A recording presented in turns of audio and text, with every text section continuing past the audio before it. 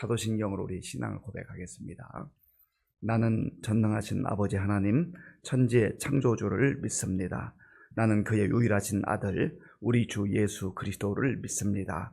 그는 성령으로 잉태되어 동정녀 마리아에게서 나시고 본디오 빌라도에게 고난을 받아 십자가에 못 박혀 죽으시고 장사된 지 사흘 만에 죽은 자 가운데서 다시 살아나셨으며 하늘에 오르시어 전능하신 아버지 하나님 우편에 앉아 계시다가 거기로부터 살아있는 자와 죽은 자를 심판하러 오십니다. 나는 성령을 믿으며 거룩한 공교회와 성도의 교제와 죄를 용서받는 것과 몸의 부활과 영생을 믿습니다. 아멘. 하나님께서 오늘 우리에게 주시는 말씀은 신명기 16장입니다. 구약성경 286조 신명기 16장을 교독하겠습니다. 아비벌을 지켜 내 하나님 여호와께 유월절을 행하라. 이는 아빕월에 내 하나님 여호와께서 밤에 너를 애굽에서 인도하여 내셨음이라. 여호와께서 자기의 이름을 두시려고 택하신 곳에서 소와 양으로 내 하나님 여호와께 유월절 제사를 드리되 유교병을 그것과 함께 먹지 말고 이래 동안은 무교병 곧 고난의 떡을 그것과 함께 먹으라. 이는 네가 애굽 땅에서 급히 나왔음이니 이같이 행하여 네 평생에 항상 네가 애굽 땅에서 나온 날을 기억할 것이니라. 그 일의 동안에는 내 모든 지경 가운데에 누룩이 보이지 않게 할 것이요 또 네가 첫날 해 질 때에 제사 드린 고기를 밤을 지내 아침까지 두지 말 것이며 유월절 제사를 네 하나님 여호와께서 네게 주신 각 성에서 드리지 말고 오직 네 하나님 여호와께서 자기의 이름을 두시려고 택하신 곳에서 네가 애굽에서 나오던 시각 곧 초저녁 해질 때에 유월절 제물을 드리고 네 하나님 여호와께서 택하신 곳에서 그 고기를 구워 먹고 아침에 네 장막으로 돌아갈 것이니라. 너는 엿새 동안은 무교병을 먹고 일곱째 날에 내 하나님 여호와 앞에 성회로 모이고 일하지 말지니라. 7주를 셀지니 곡식의 낫을 대는 첫날부터 7주를 세어 내 하나님 여호와 앞에 7절절을 지키되 내 하나님 여호와께서 내게 복을 주신 대로 내 힘을 헤아려 자원하는 예물을 드리고 너와 내 자녀와 노비와 내 성중에 있는 레위인과 및 너희 중에 있는 객과 고아와 과부와 함께 내 하나님 여호와께서 자기의 이름을 두시려고 택하신 곳에서 내 하나님 여호와 앞에서 즐거워할지니라. 너는 애굽에서 종되었던 것을 기억하고 이 규례를 지켜 행할지니라. 너희 타작 마당과 포도주 틀에 소출을 거두어 드린 후에 이래 동안 초막절을 지킬 것이요 절기를 지킬 때에는 너와 네 자녀와 노비와 네 성중에 거주하는 레위인과 객과 고아와 과부가 함께 즐거워하되 네 하나님 여호와께서 택하신 곳에서 너는 이래 동안 네 하나님 여호와 앞에서 절기를 지키고 네 하나님 여호와께서 네 모든 소출과 네 손으로 행한 모든 일에 복 주실 것이니 너는 온전히 즐거워할지니라. 너의 가운데에 모든 남자는 1년에 3번 곧 무교절과 칠칠절과 초막절에 네 하나님 여호와께서 택하신 곳에서 여호와를 배웁되 빈손으로 여호와를 배웁지 말고 각 사람이 네 하나님 여호와께서 주신 복을 따라 그 힘대로 드릴지니라.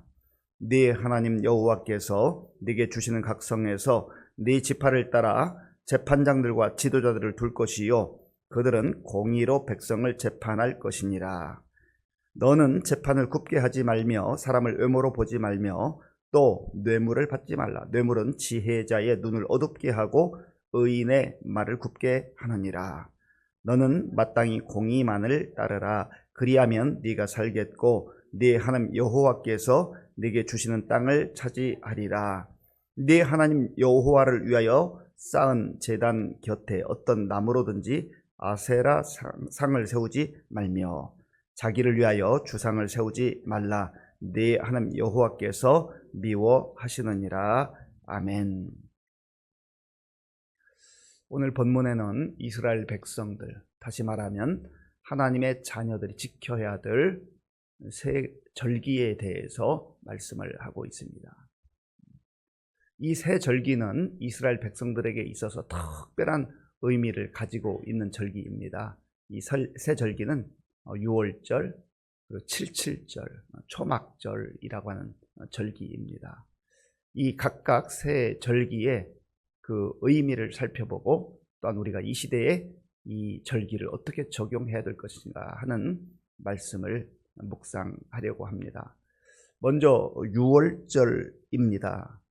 1절 말씀 1절 제가 읽겠습니다. 아빕월을 지켜 네 하나님 여호와께 유월절을 행하라. 이는 아빕월에 네 하나님 여호와께서 밤에 너를 애굽에서 인도하여 내셨음이라. 아멘. 유월절이라고 하는 말은 유월이 지나가다 그런 의미가 있습니다. 지나가다.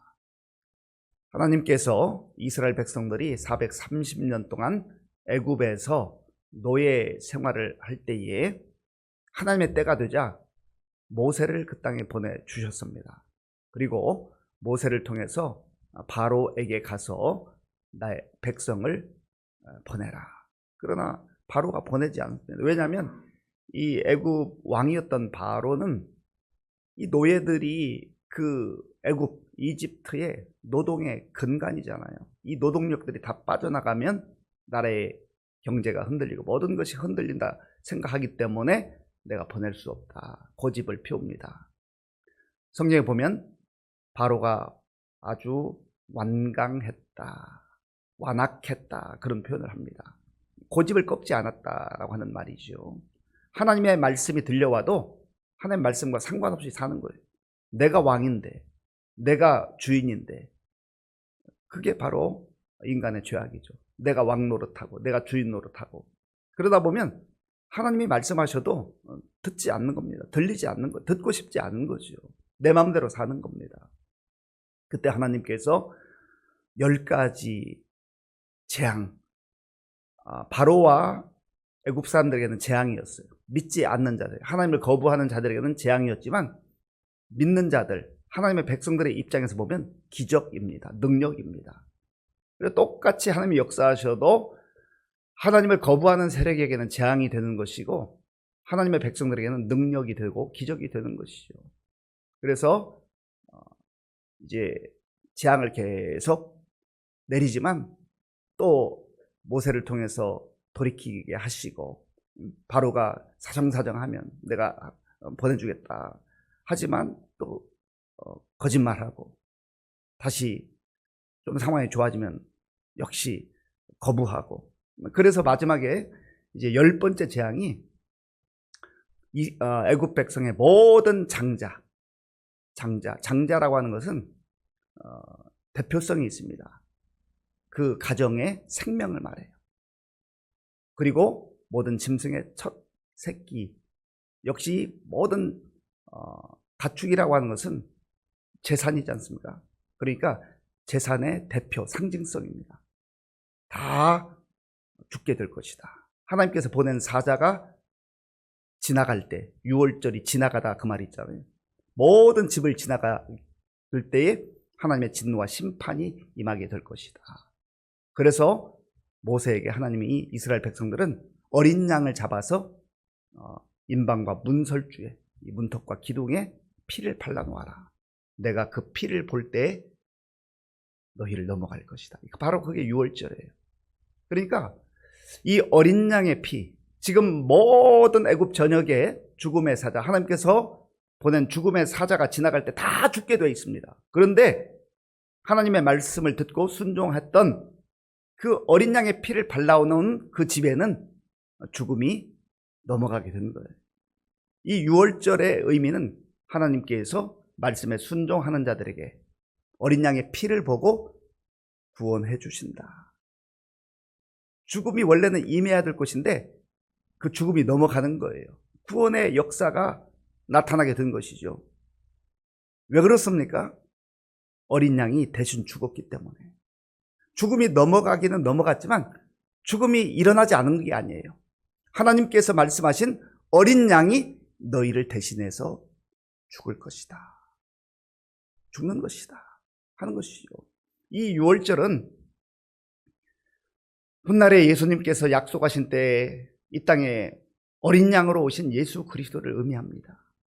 구약과 신약을 전체적으로 우리가 말씀을 읽는 게 그래서 중요한 거예요.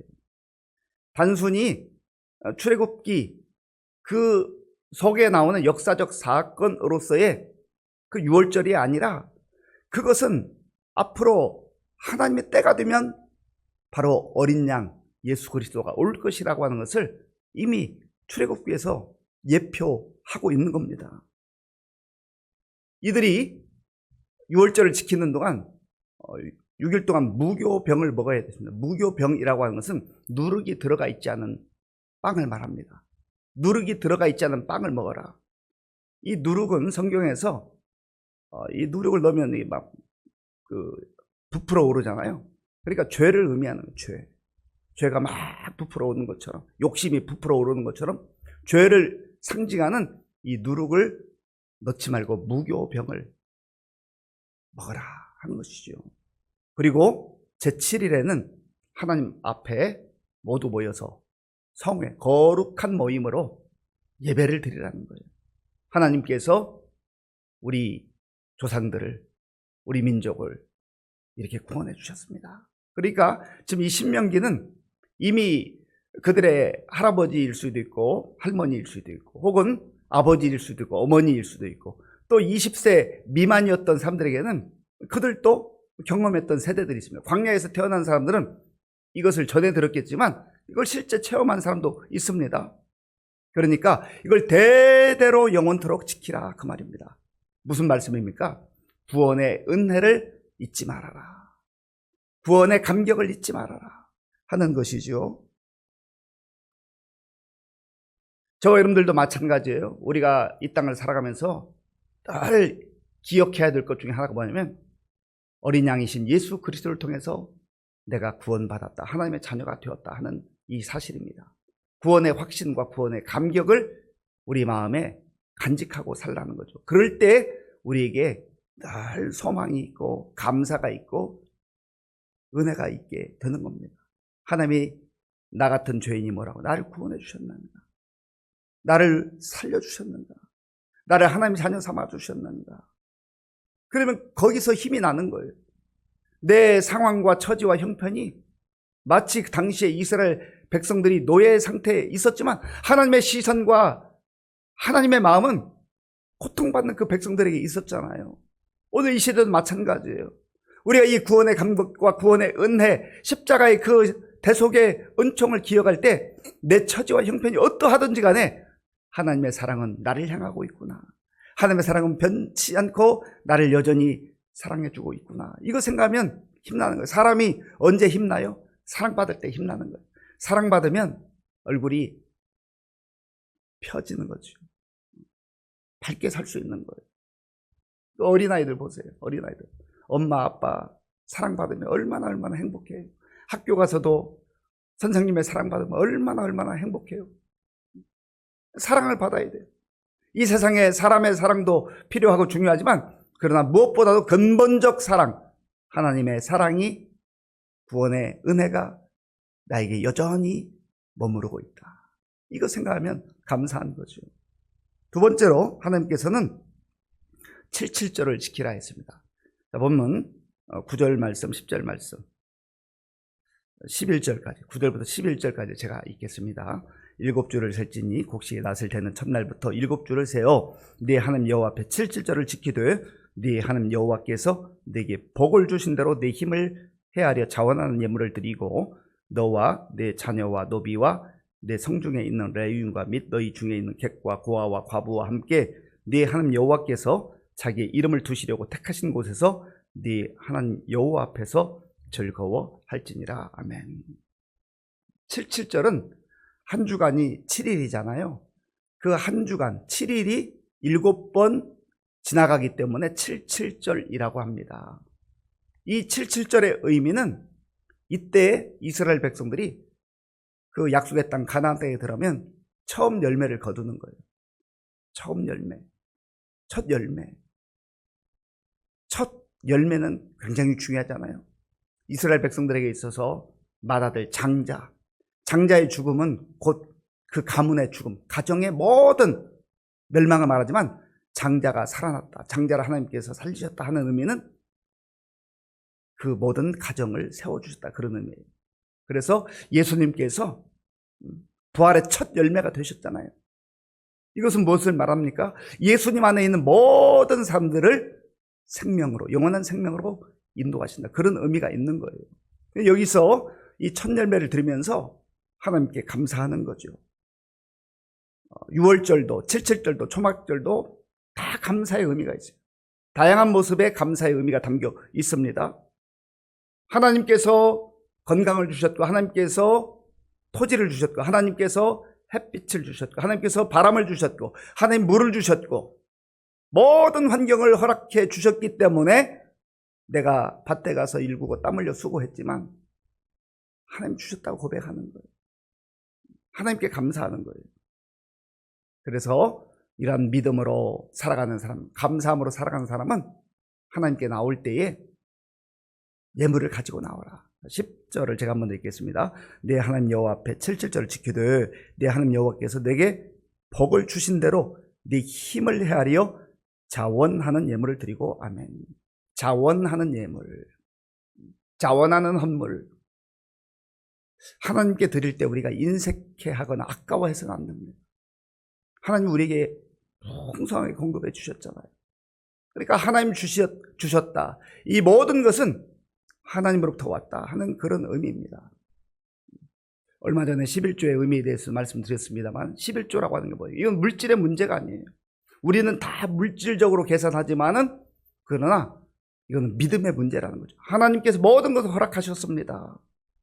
그래서 10분의 1만이 하나님의 것이 아니라 전체가 하나님의 것인데, 하나님께서는 10분의 1을 네가 정말 나를 신뢰하고 이 모든 것을 나를 통해서 나의 은혜로 얻었다고 하는 것을 표해라 하는 게 11조의 의미예요. 그래서 우리가 헌금할 때는 하나님 앞에 늘 감사하는 마음으로, 자원하는 마음으로 드려야 하는 거죠. 시간도 마찬가지입니다. 시간도 내 것이 아닙니다. 시간이 다 모아지면 생명이잖아요. 우리 인생이 되는 거잖아요. 우리 인생이 내 것이 아니에요. 다 하나님이 주셨는데 내 시간을 드릴 때도 아까워하지 말고 기쁜 마음으로, 감사한 마음으로, 자원한 마음으로 드리는 것이 진정한 헌신이다 하는 것입니다. 그리고 하나님께서는 너와 내 자손과 그리고 내 가정에 있는 노비와 성중에 있는 레위인과 고아와 과부 그리고 객, 나그네를 다 불러서 함께 잔치를 벌여라, 즐거워하라. 하나님께서 우리에게 주시는 모든 것, 우리만, 나만 누리는 것이 아니라는 거예요. 함께 누리라는 겁니다. 하나님 우리에게 많은 것들을 주실 때, 더 많은 것들을 주실 때 더 많은 사람들을 품고 그들에게 은혜의 통로, 축복의 통로가 되라라고 하는 것이죠. 우리에게 더 많은 물질이 필요하고 더 능력이 필요하고, 그런 이유가 뭐예요? 우리가 기도할 때 하나님 이것도 필요해요, 저것도 필요해요. 그 이유가 무엇입니까? 하나님, 제가 이것만 가지고는 지금 2-3명밖에 섬길 수가 없습니다. 하나님께서 더 많은 것을 주시면 제가 10명을 섬기고 싶습니다. 아니, 하나님 더 허락하시면 제가 100명을 섬기고 싶습니다. 그러한 마음으로 하나님께 구하는 것이 진정한 기도의 내용이 되어야 한다는 거예요. 그리고 이 모든 것이 나의 능력으로부터 온 것이 아니라 하나님께서 주신 것을 고백하며 하나님의 이름으로 나누고 하나님의 이름으로 대접하고 하나님의 이름으로 섬기는 것이죠. 그러니까 모든 일을 할 때마다 내 이름을 드러내지 아니하고 하나님께 영광을 돌리는 것, 이것이 진정한 감사와 헌신의 의미다 하는 겁니다. 세 번째, 초막절에 대해서 13절부터 말씀하고 있는데, 이 초막절은 이스라엘 백성들이 이제 한 해의 추수를 다 마무리하는 그 즈음에 초막을 세워놓고 그곳에서 생활하면서 하나님께서 우리를 인도해 주셨다. 광야 생활을 기억하라는 거예요. 광야와 같은 이 세상 속에서, 우리 힘으로 살 수 없는 이 세상 속에서 하나님께서 일할 수 있는 힘도 주셨고 건강도 주셨고 일터도 주셨고, 그러니 그 열매를 가지고 나와서 하나님께 감사하라라고 하는 것입니다. 여기도 마찬가지예요. 풍성한 열매를 주셨을 때 그저 나 혼자 먹고 우리 가족만 먹고 그러지 말고 그 가정에 있는 그 일하는 사람들, 노비들, 그리고 레위인들은 기업이 없잖아요. 그리고 나그네, 객과 고아와 가부, 이런 사람들을 다 초대해서 즐거워하라. 하나님이 우리에게 주시는 것은 나만을 위해서, 우리 가정만을 위해서 주시는 게 아니라고 하는 거예요. 이걸 초막절에서도 역시 같이 말씀하고 있습니다.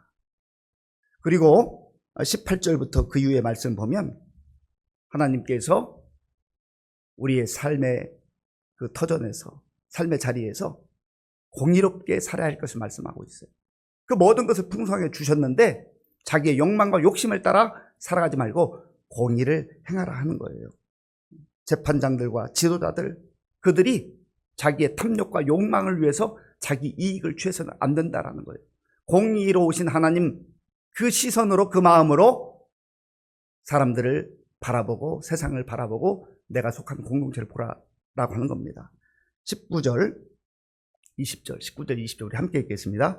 너는 재판을 굽게 하지 말며 사람을 외모로 보지 말며 또 뇌물을 받지 말라. 뇌물은 지혜자의 눈을 어둡게 하고 의인의 말을 굽게 하느니라. 너는 마땅히 공의만을 따르라. 그리하면 네가 살겠고 네 하나님 여호와께서 네게 주시는 땅을 차지하리라. 아멘. 그 앞에 세 가지 절기뿐만 아니라 그게 진짜 신앙이라면, 하나님을 정말로 신뢰한다면, 하나님을 경외하는 사람이라면 일상생활 속에서 공의를 행하고 하나님의 시선으로 모든 것을 봐야 한다라고 하는 거예요. 그래야 재판을 굽게 하지 않고 엉뚱하게 하지 않고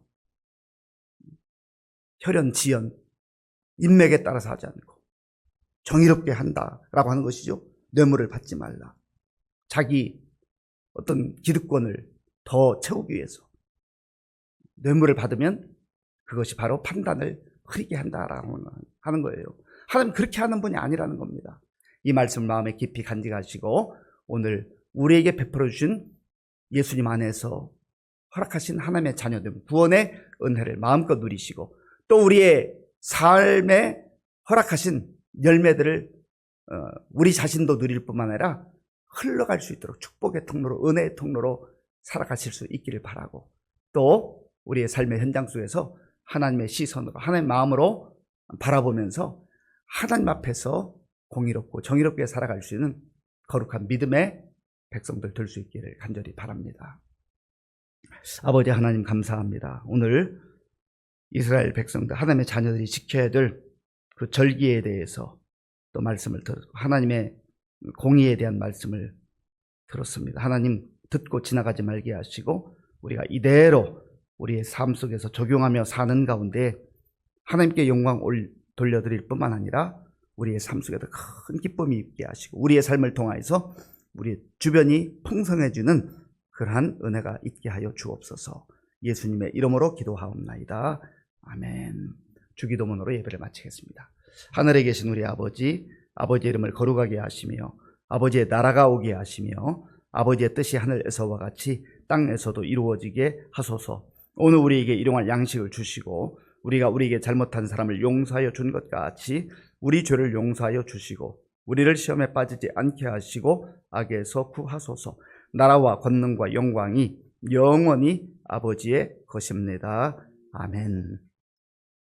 오늘 우리에게 주신 말씀을 생각하며 기도할 때 하나님, 정말 내가 어린 양으로 이 땅에 오셔서 십자가에 달리신 예수님을 통하여, 예수님의 죽음을 통해 내가 살게 되었다, 구원받았다 하는 것을 기억하게 하시고 늘 구원의 감격으로 살게 하시고, 또 하나님께서 우리에게 주시는 모든 것들 나만을 위해 사용하지 않고 하나님의 영광을 위해서 함께 나누는 그런 은혜를 누릴 수 있도록 기도하시고 더 많은 사람들을 섬길 수 있도록 하나님 복 주옵소서 기도하시기 바랍니다.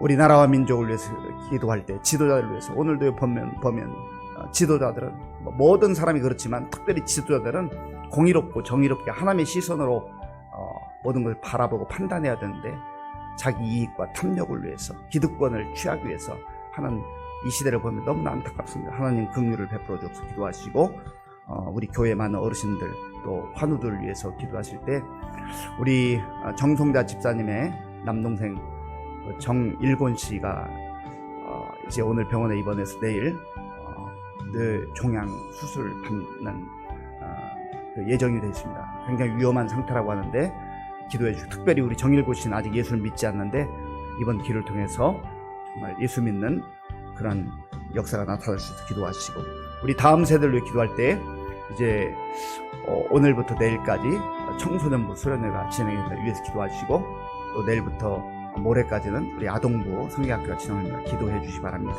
군복무리 청년들 또 선교사님들 위해서 함께 기도